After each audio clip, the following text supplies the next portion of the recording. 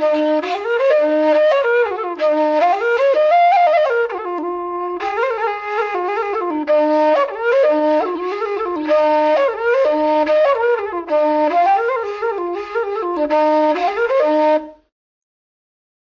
silmino bandirawo, inde am Pasto Goma, imi wondi e mala wetiɗo'o. Emi howna on nder inde Yeesu. Emi ngiɗi min ekkitina on dow tokkuki Yeesu. Ngo'ol woni ekkitinol 9 nder ekkitinolji 52. Ɗi'i ekkitinolji iɗi nder ɗerewol bi'etengol, ɗerewol ekkitinki tokkuɓe Yeesu. Ta waawi jande, heɓu ɗereji ɗin e deftere ceniinde nder Fulfulde. Waɗu ka janguki deftere ceniinde an e hoore maɗa, ngam ɓeyda anduki ko Allah yiɗi.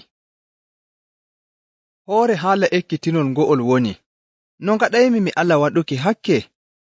Joni mala weeti hokkay en goɗɗum habaru. Goɗɗo bi'eteeɗo Bala o shooro agogoji to luumo. Goɗɗi nder agogoji ɗin e ɗi mbooɗi naa seɗɗa, goɗɗi bo mbooɗa, ɗi neeɓata, amma to yaasi e ɗi mbooɗi yiiki. Bala e soorana ɓe anda ɗi mbooɗa ɗin dow ceede ɗuɗɗe. To o waɗi non e mo heɓana hoore makko ceede ɗuɗɗe dow laawol ngol wooɗa. Amma carel ngel Bala jaɓi Yeesu warti kisnowo muɗum, sey o wi'i nder ɓernde makko o waɗay ka waɗuki goonga nder luumo makko. Wonde nyalnde sey ɓiɗɗo makko bi'eteeɗo Muusa nangi goɗɗum ciya njamu. Sey Bala yahi to ɗum soorata maagani soodonoya Muusa, amma maagani ɗum e woodi ceede naa seɗɗa. Bala bo walaa ceede keƴayɗe sooduki maagani ɗum. Bala dulli no waɗata. Nder nyalnde nden sey goɗɗo wari sooduki agoogo to Bala. Agoogo ɗum neɗɗo on yiɗi, yeeso majjum e wooɗi naa seɗɗa, amma Bala e andi agoogo ɗum wooɗa. Neɗɗo on bo e woodi alaama o gooduɗo ceede. Non waddani Bala suuno ceede. O nyumi o soorana neɗɗo on agoogo ɗum dow ɗum boɗɗum ngam o heɓa ceede ɗuɗɗe. Bala dulli ko waɗata. O nyumi dow ceede ɗe o yiɗi ngam soodanki Muusa maagani. Amma e mo andi Allah yiɗaa o jaɓa ceede dow laawol ngol wooɗa. To ɗum wi'a an woni Bala, ko ngaɗata? To, ɗume deftere ceniinde wi'i?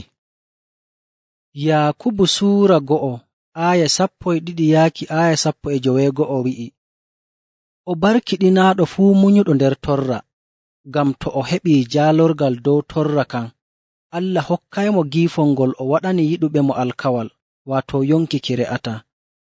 To neɗɗo foondaama to o wi'a Allah foondiyam, ngam Allah foondirtaa halleende.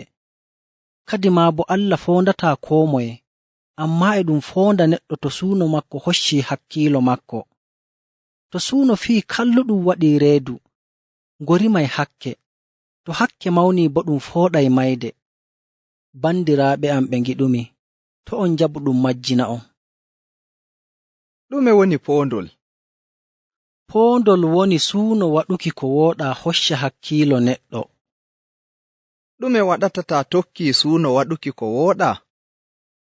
To, ta tokki suuno waɗuki ko wooɗa, ɗum waɗete ngaɗa hakke, nden hakke ɗen fooɗante mayde. Carel ngel nyaamuɗa jaalorgal dow poondol, ko keɓata? Allah hokkete giifol heɓuki jaalorgal, waato yonki ki re'ata.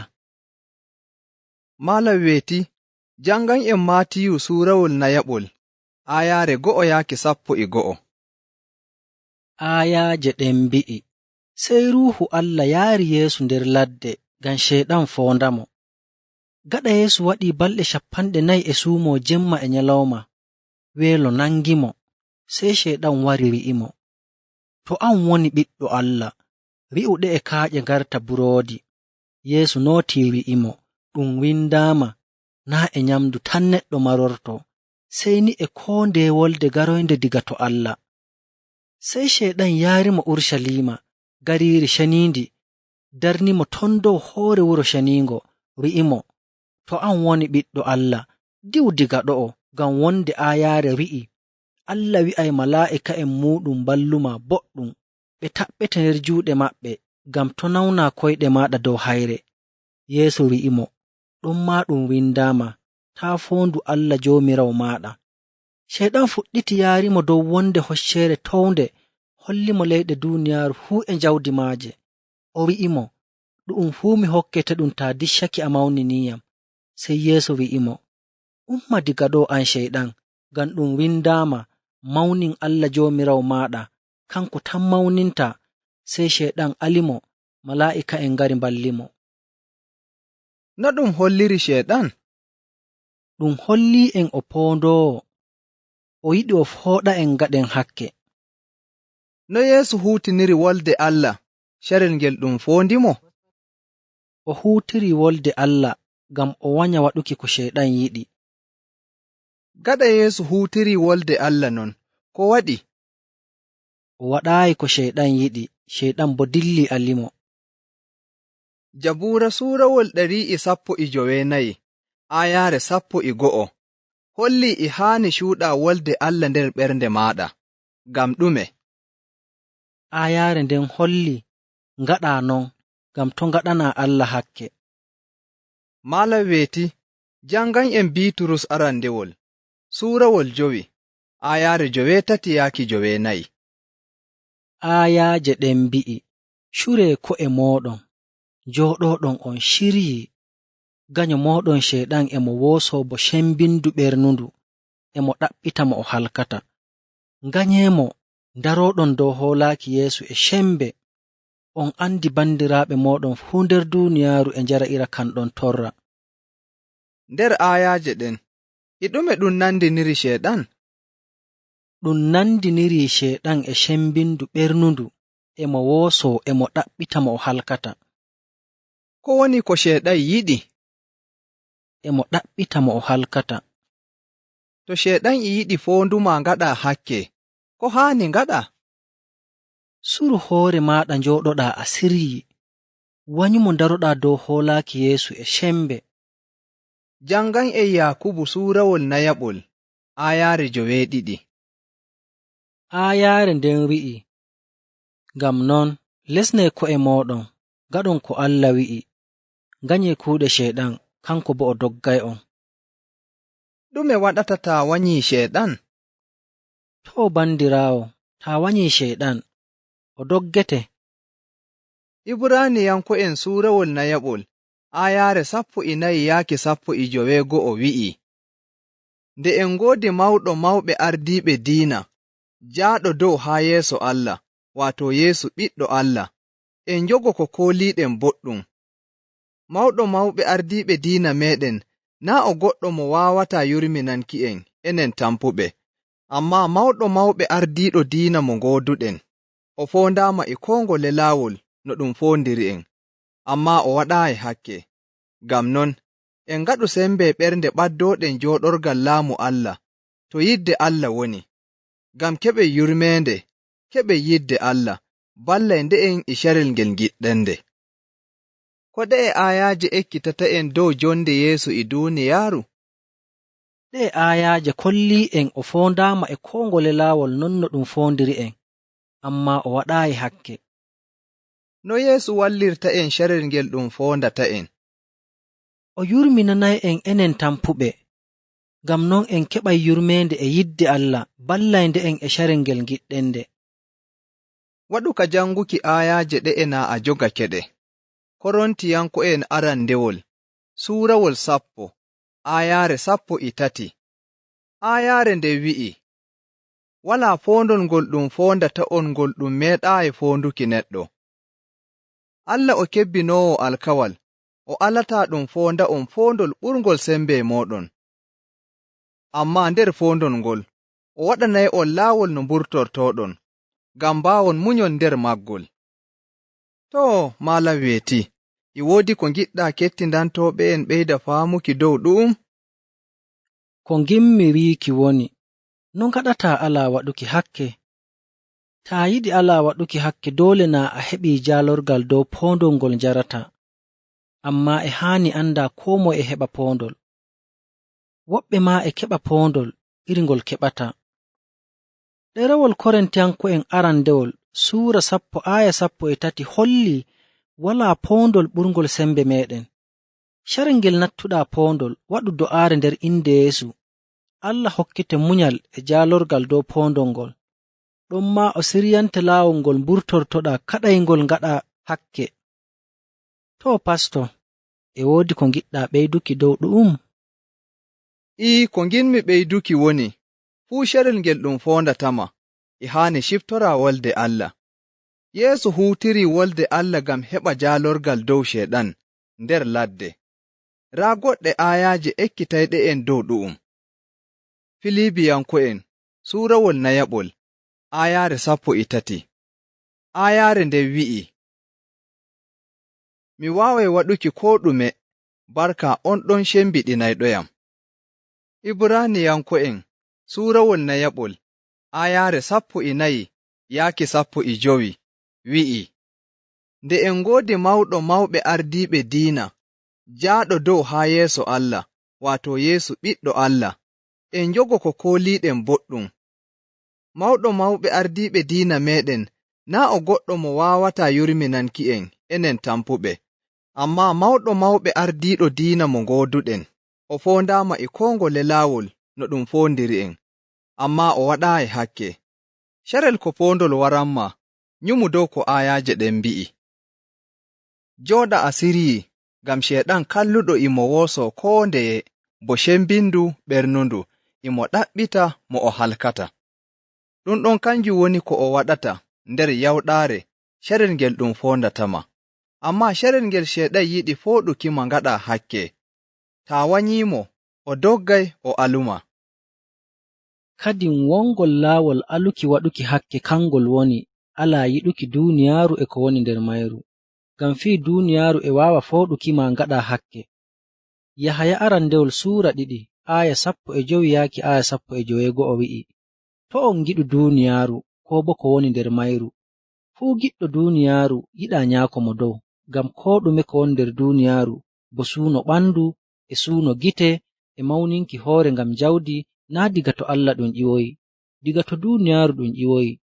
Suuno ɓandu woni yiɗuki waɗuki ko Allah wanyi, suuno gite woni yiɗuki heɓuki ko Allah hokkaayi taw, mangu hoore woni neɗɗo yiɗa wartuki ko Allah wartirayimo. Waɗu do'aare Allah ittanma yidde ɗum ɗon fii diga nder jonde maɗa. Ɗon ma wongol laawol selanki waɗuki hakke kangol woni waaduki higaaku e yimɓe ɓe ngikku boɗɗum. Deftere ceniinde wi'i nder Korontiyanko'en arandewol suurawol 15 aayaaje 30 wi'i, jooɗodaaki e yimɓe gooduɓe ngikku kalluɗum e mbonna yimɓe gooduɓe ngikku boɗɗum. Taa woodi higooɓe kalluɓe, doole ɓe pooɗa hakkiilo maaɗa, an ma kuwa ko wooɗa. Ammaa e re'irde e haani anda wiiki, naa doole ɗum fooɗuma ko ngaɗa hakke. Yahaya arandewol suurawol nayaɓol aayaare 4 wi'i'en, ngam bawɗe ruuhu Allah gonɗum nder mooɗon ɓuri bawɗe Sheeɗan laamotooɗo yimɓe duuniyaaru sembe. To bandiraawo, nde a nani ekkitinol ngo'ol, ɗume haani ngaɗa? Waɗu do'aare Allah hokkuma jaalorgal dow poondol ngol Sheeɗan nattintama. Jooni mi janganay en aayaaje jangitaaki. Ɗerewol Yahaya arandewol suura 5 aaya 11 yaaki aaya 12 wi'i, ɗu'um woni ko tabbitinani en Allah hokki en yonki ki re'ata, nden yonki kin to ɓiɗɗo makko keɓetenki. Fuu jaɓuɗo ɓiɗɗo Allah e woodi yonki, mo jaɓaayi ɓiɗɗo on walaa yonki. Ɗerewol Korintiyanko'en ɗiɗaɓol suura 5 aaya 12 wi'i, ngam non fuu gartuɗo tokkuɗo Almasiihu o wartii neɗɗo keso, koo ɗume ko o waɗi ndenno ɗum ƴaɓɓake, koo ɗume wartii kesum. Ɗe aayaaje e haani a yaadiki a jogake ɗe boɗɗum diga ekkitinolji ƴaɓɓiiɗi. Yahaya arandewol ɗerewol Yahaya arandewol suura 5 aaya 14 wi'i, en ngoodi sembe ɓerɗe daraaki yeeso makko, ngam en tabbitini e mo nana en to en torake mo koo ɗume non no o yiɗiri. Maatiw suura 9 aaya 9 yaaki aaya 13 wi'i, raa no ngaɗirton do'aare. Yaa Allah nyaako amin mo dow, inde maaɗa ceniinde mawnine, laamu maaɗa wara, ko ngiɗɗa waɗe nder duuniyaaru no ɗum waɗirte e dow. Hokkumin ko min nyaamata hannde, yaafanamin hakkeeji amin, no min njaaforanto gaɗanɓemin ko wooɗa. Taa alu min njaha to min ngaɗata hakke, ammaa hisnumin diga jungo kalluɗo. Ɗe aayaaje e haani a yaadiki a jogake ɗe boɗɗum. Ɗerewol Biiturus arandewol suura 2 aaya 2 wi'i, no ɓikkoy keccoy ngiɗiri enɗam, onon ma ngiɗe wolde Allah non, ngam nde waɗa on cembiɗon nder kisndam ɗam keɓɗon. Ɗe aayaaje e haani a yaadiki a jogake ɗe. Raa aayaare tokkitaaki heyre, mi jangaynde jooni, tokkita ko mbi'aymi. Ɗerewol Korintiyanko'en arandewol suura 10 aaya 13 wi'i, walaa poondol ngol ɗum foondata'on, ngol ɗum meeɗaayi foonduki neɗɗo. Allah o kebbinoowo alkawal, o alataa ɗum foonda'on poondol ɓurngol cembe mooɗon, ammaa nder poondol ngol o waɗanay on laawol no mburtortoɗon ngam mbaawon munyon nder maggol. To bandiraawo, min ngari re'irde ekkitinol joweego'owol, na en kawri e ekkitinol garayngol. Allah barkiɗina on, ɓeydana on faamu e andal nder tokkuki Yeesu. Min getti.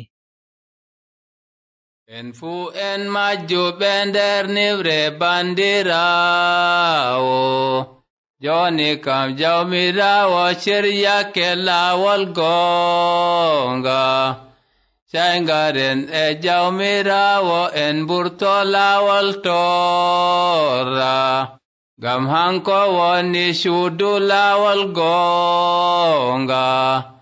En ngala iko no tokkiren jawmiraawo, sey to en mbaɗi goonga e ɓernde wo'ore. Sey mbaɗango nyumo hande ko wala weta e nder ɓernde maɗa, sey mbaɗa nyumta boɗɗum mo hokki Yeesu almasiihu, gamma min e maɗa, mo jaɓa torraji meɗen, mo hokki yonki maako gam ɓe mbaramo.